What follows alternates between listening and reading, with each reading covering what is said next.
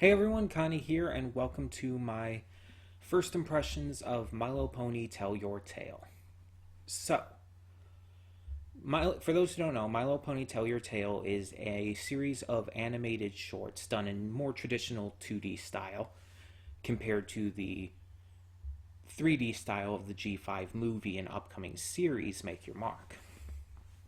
And in the same vein as the G4 thing that they did, Pony Life, it's very much a comedy and, a short form comedy based series rather than, going more seriously into anything. Though it does tackle maybe a couple little lessons and ideas and whatnot here and there. So they released the first four episodes at once, and they're all about 5 minutes. And while not as bad as Pony Life was, because let's be honest, Pony Life was absolute trash, Tell Your Tale is pretty weak. Like, if I were to compare it to the episode quality of G4, it would be on the lower end for sure. Um, my issue with it is that it's not even with the voice acting because yeah, we have new voice actors because they couldn't get the big name celebrities for the series going forward and stuff, which makes you kind of wonder. It's like, then why, if you knew you were going to bring these characters back, why did you get celebrities to voice them in the first place? Like, this the movie still would have been watched without them. If you're going to have these characters be recurring characters in a series going forward, and you know you're not going to be able to pay to get these celebrities, it's just going to be jarring to have them get new voices. But that wasn't even my issue with this. My issue was these shorts, like Pony Life did, oversimplifies the characters' personalities and dials them down to one note. That was my biggest issue with Pony Life too. Not the comedic stylings of it, but the fact that it dialed down the G4 main six to one note personality types, ignoring everything else about their characters and treating them as if they're like, as basically as if the audience watching are no one but babies who aren't going to understand that the characters are not being handled in the same way. And again, I know that this series is not indicative of the upcoming Make Your Mark show or the specials that are going to happen. There's a special coming next month, and then one in the fall, I think in September or November. And then the series is actually coming this fall as well. I know that these shorts are, again, more comedically focused, not meant to be taken as an indicator of how the series is going to turn out. I understand that. But I'm still going to judge it compared to how these characters were portrayed in the movie, because they're the same characters. And honestly, we should view them as the same characters. And again, the problem is they're dialed down to pretty much one-note caricatures of themselves. Izzy, let's talk about Izzy. Izzy was my favorite character in the movie. In this series, she is Pinkie Pie. And again, the one-note version of Pinkie Pie that you saw in Pony Life. That's all she is. Like, Izzy didn't feel like just a Pinkie Pie clone in the movie. I actually applauded G5 for doing that. For not making Izzy just a carbon copy of Pinkie Pie. For making her feel distinct. But in these shorts, she is purely a simplified Pinkie Pie clone. And she's honestly annoying. She was honestly my least favorite character in these shorts. If this is how Izzy was in the movie, I would not have liked her pretty much at all. Hitch. Hitch is, for some reason, extremely klutzy in this series of shorts, which was not a thing like at all in the movie. He's extremely klutzy, but he's also really like, not self-centered, but he has like this massive ego to him, which was only very minorly joked about in the movie. Like, there was a couple small jokes that he was a little bit full of himself, but they never went too far with it. In here, it's like, oh no, that's just him. And it's weird. And he also just acts off. I don't know how to explain it, but it's just something about him just feels like a completely different character in a way. Zip is basically Rainbow Dash without the lust for attention. And again, in the movie, she wasn't just a Rainbow Dash clone. In the movie, she was her own character and felt very distinct. And again, I applauded G5 for that. I applauded A New Generation for that. But here, she's a Rainbow Dash clone just without the lust for attention.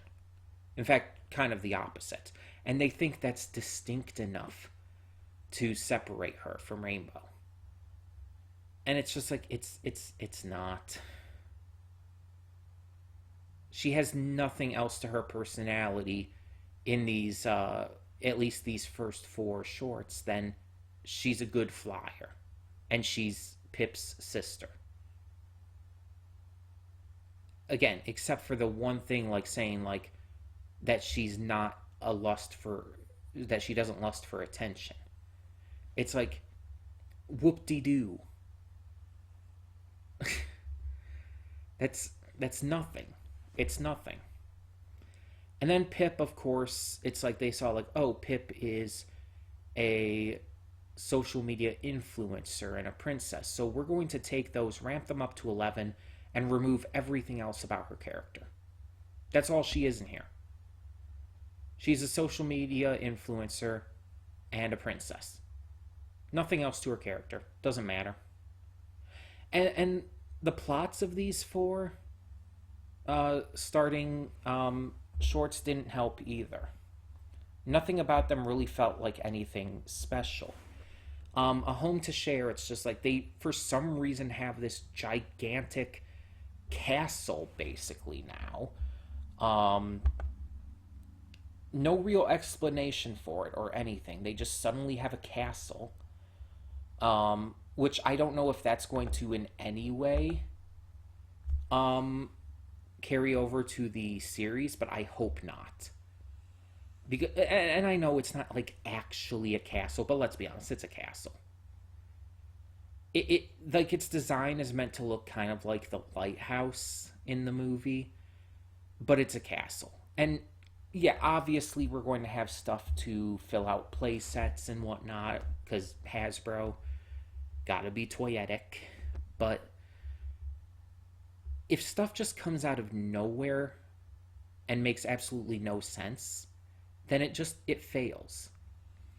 Like if they explained that Pip and Zip's mom, the queen of Zephyr Heights, like, funded and bought them that, or whatnot, then that would be okay. At least it would explain it. But no, it's just like, oh, we have a new castle home now. Let's get it ready. That's the first episode. They're just like, let's get it ready, and they're terrible at it. And Sunny, who I haven't mentioned yet, I'm mentioning it here because this is where it really comes into play. Sunny is basically just Twilight. She's neurotic. She's the main character. They don't go into the entire bookworm and over studious part, but like in terms of just general personality, she's just Twilight here.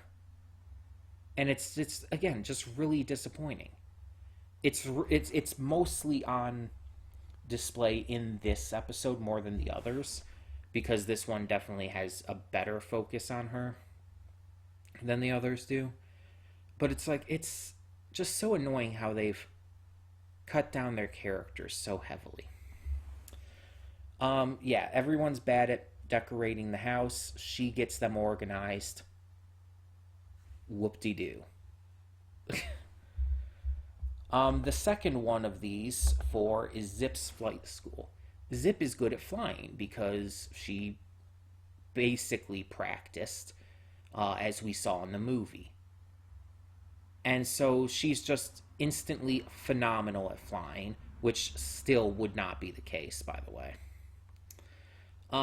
But because everyone else is still learning and not good at it, she has to teach them. That's the episode. She has to teach some ponies, some pegasi, how to fly. She doesn't want to do it because she doesn't want all the attention on her. And eventually she's kind of coerced into doing so. And is good at it, and everyone learns to fly, and whoop-de-doo. Nothing really to talk about. The third of the shorts is Sisters Take Flight. This one has the most actual story to it and feels like the most complete of the shorts. It's basically about the sisters, Zip and Pipp, preparing to leave Zephyr Heights to stay in the castle. I'm calling it a castle. It's a castle. To stay in the castle over in Maritime Bay. And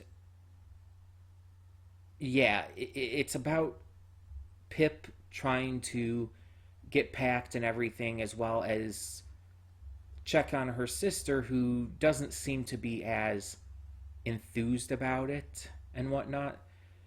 And so we get to kind of see how their relationship is going in that regard. But it doesn't do enough with it, and with it only having 5 minutes, it has to kind of rush everything with that kind of idea. So it doesn't really work at all.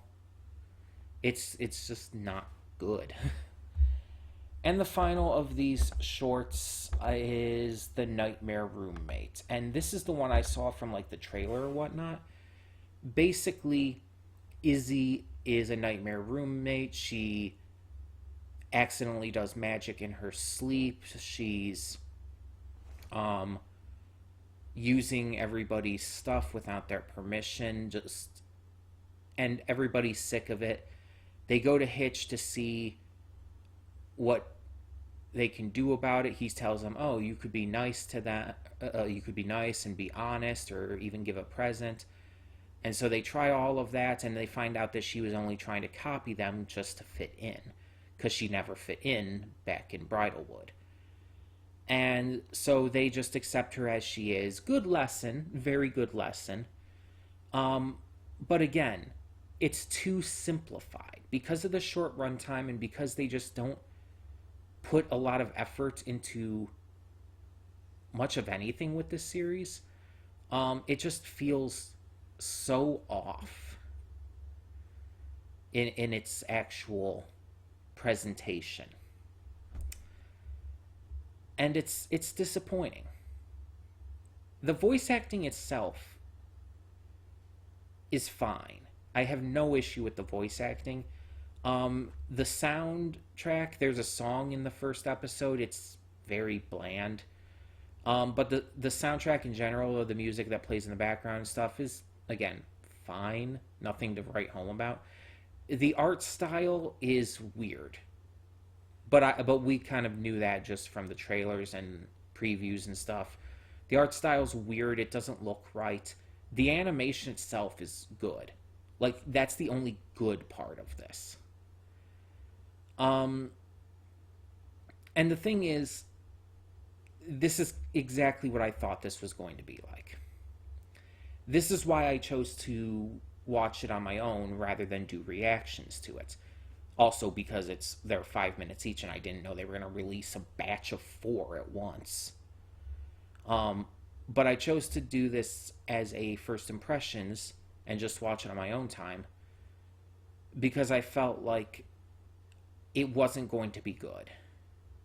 And yeah, you could say, like, oh, but you went into it expecting it to be bad, so you kind of set yourself up for failure. Don't you speak out against doing stuff like that? And you're right, I do.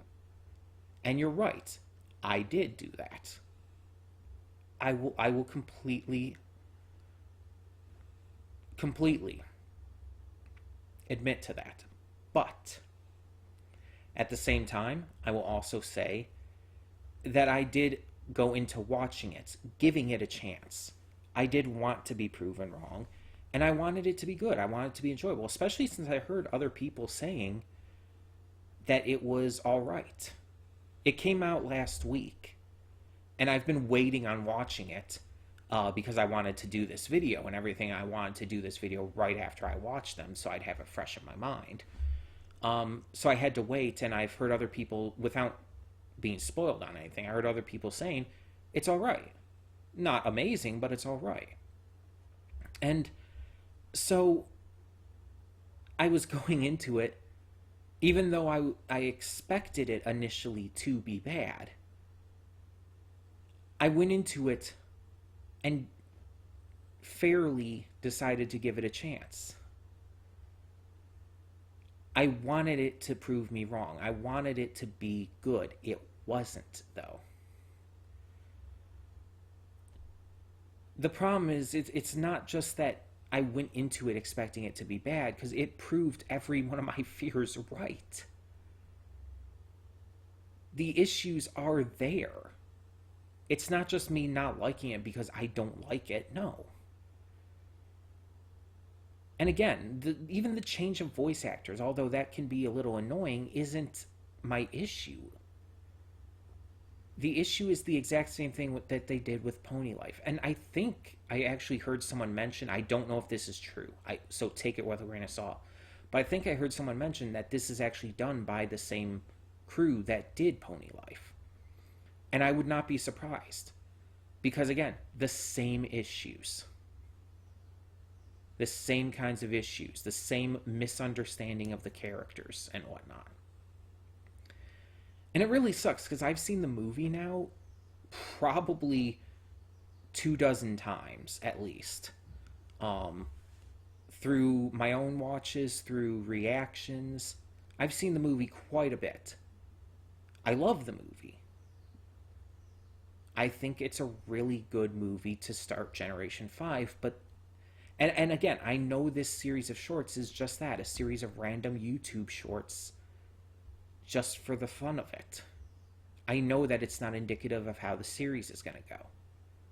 The series is still going to be in 3D. The series is going to be more serious. I understand this all. The series is probably going to retain all the characters' personalities and stuff. I get that.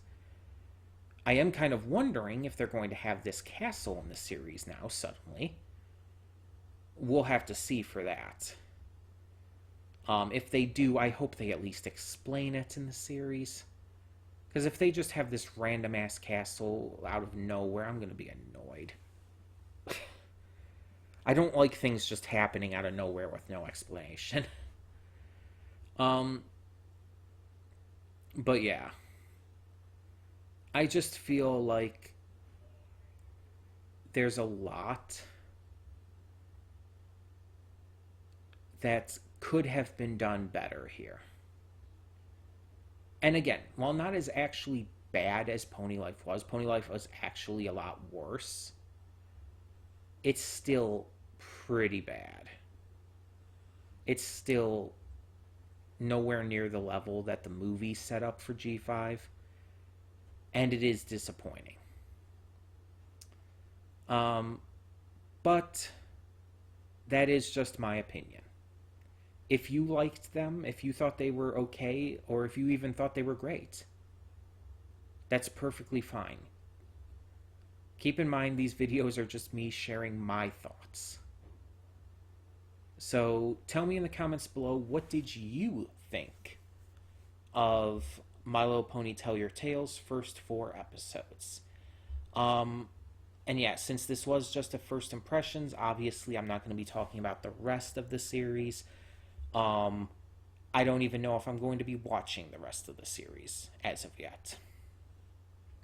But I will be doing the future stuff. I will be watching the specials when they come out, the actual G5 Make Your Mark specials, and I will be watching the full series once that comes out. So definitely expect all of that. But yeah, for now, like I said, tell me your thoughts on Tell Your Tales first 4 episodes, and for now, I'm Connie and I'm signing off. See y'all next time.